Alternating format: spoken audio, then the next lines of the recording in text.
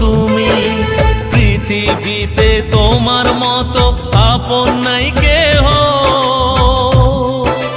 তুমি তো আমার প্রভু জগন্নাথ, তুমি তো আমার প্রভু জগন্নাথ, তুমি তো আমার প্রভু জগন্নাথ, তুমি তো আমার